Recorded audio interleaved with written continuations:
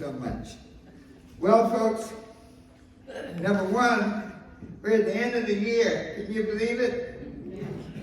Another year is gone. I won't tell you how many days are left because it's Christmas. All I want to say is this, that this Christmas, if you think about it, is a very interesting Christmas. Right, come right in, there's seats up here. There's the $100 seats are right over here. Yes, come right in. What a beautiful group today. Where's Janice? You need to take a picture of this group. These are all good-looking people. Give yourselves a hand for being good-looking people. You know, Christmas is such a powerful time, and it often gets obscured in all the materiality. I mean, people are going out buying stuff in record numbers. I mean, it's just amazing. There's so much, you might say, stuff in the world that's out of cycle with good. And yet people spend so much money. Christmas gets so blown out. All you hear, like, last year we spent $80 billion, and this year we spent $82 billion. And as I was preparing to talk, we were going to do a metaphysical interpretation of Christmas.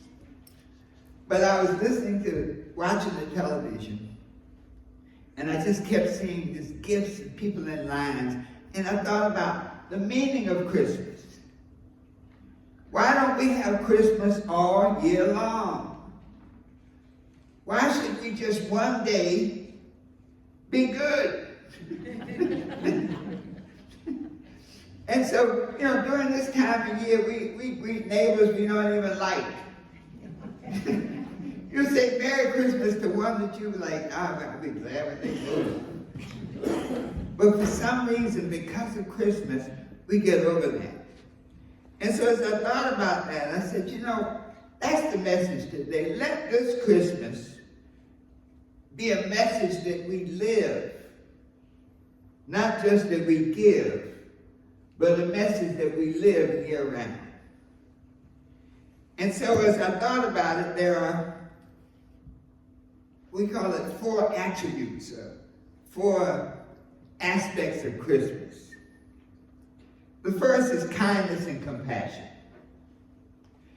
On Christmas, people get along, except don't get ahead of them in that line to get in there to get a sale. I mean, you've seen people fight over getting in line to spend money. But this idea of kindness and compassion.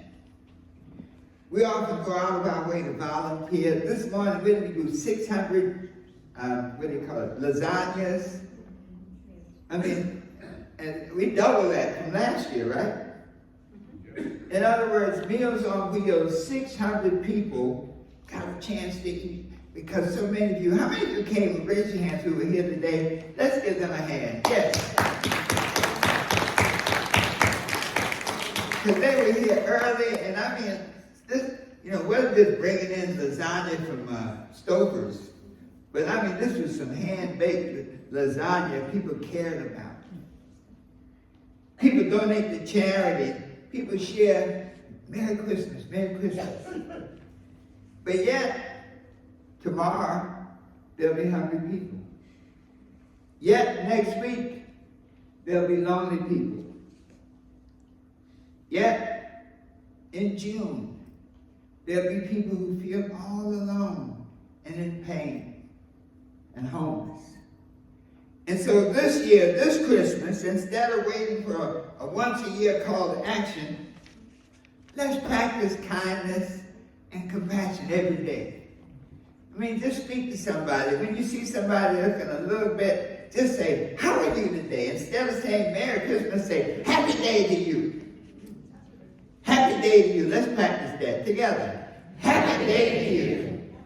That's going to uplift somebody. You never know how people will respond to it. I often tell the story in my office in New York. I always came in the morning and I'll date myself. Remember when elevators had operators? Okay. And every office building had an elevator operator. They often had little uniforms and not coming. Good morning, Sam. How you doing? Good, man. Good, man. Turn the house. And one day I must have been really down. I came in and I wasn't singing, I wasn't skipping, and I just got on the elevator. Later that day, he said, man, Turn the house, you messed up my day. He said, I count on you to lift me up. So from this day forward, every day find at least one person that you can demonstrate kindness and compassion and lift them up and give them something special. So kindness and compassion. Let's say that together. Kindness and compassion. Another virtue of Christmas is gratitude. You notice all of the songs we're so grateful. The songs are, we are grateful to be here. You know, so many of us in my home church, they have that, like the watch night service sort of, and that people are giving how grateful they are to be here another year. And we're grateful. We express gratitude, you know, on Christmas like never before. Every Christmas dinner, when we sit down, we give thanks. We're grateful for the food on the table, the people that prepared it, and for all the good things. But just imagine for a moment how our lives would be different if we paused each morning to just remember a few things we're grateful for. You know, everybody's bucket list has number one on everybody's bucket list. Guess what it is? To be here.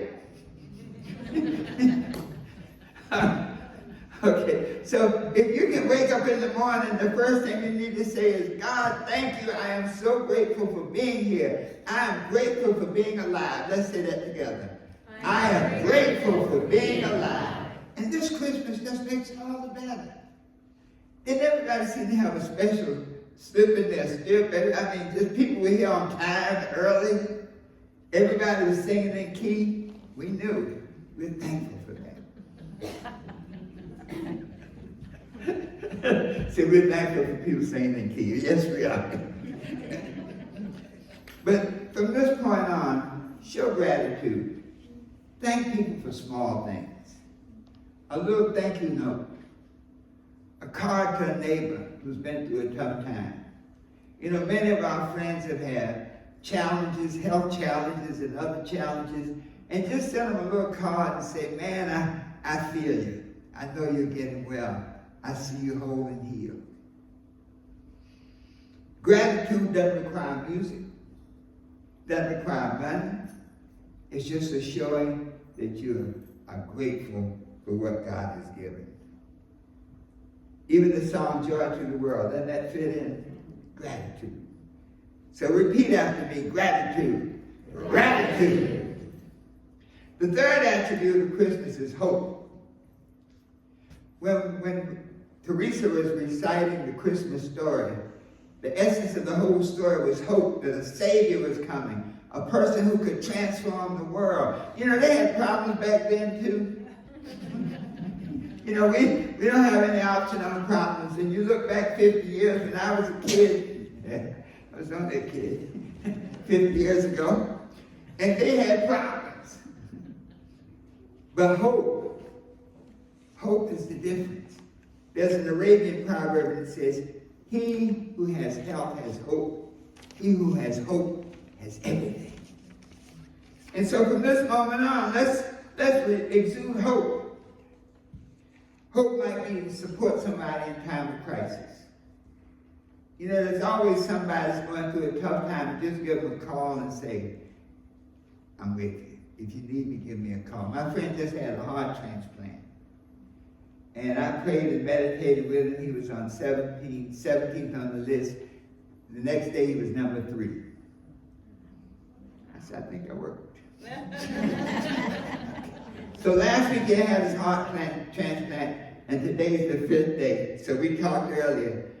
I said, well, how do you feel, Burke? He says, I feel great, man. He says, this heart is working good. I said, yeah, just like new. I said, well, you must have gotten a banker's heart. Because he never used it. Any bankers in the room? I apologize, but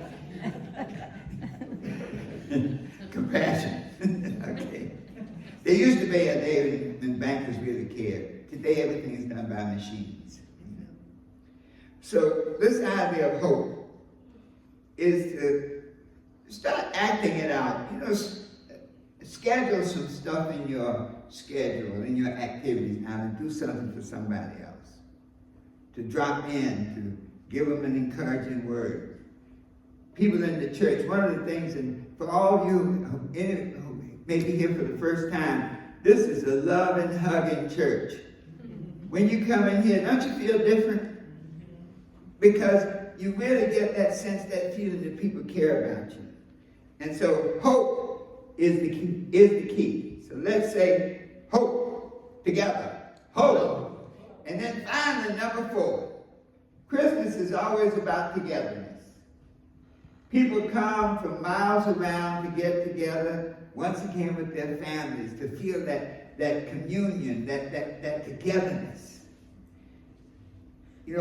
My mother always had Christmas dinner, and all the people who didn't have anybody, we used to invite. We had a whole list of people, and then we'd invite them over so that they'd have somebody. And so this thought now, togetherness, from this point on, every day find somebody to really build a relationship with.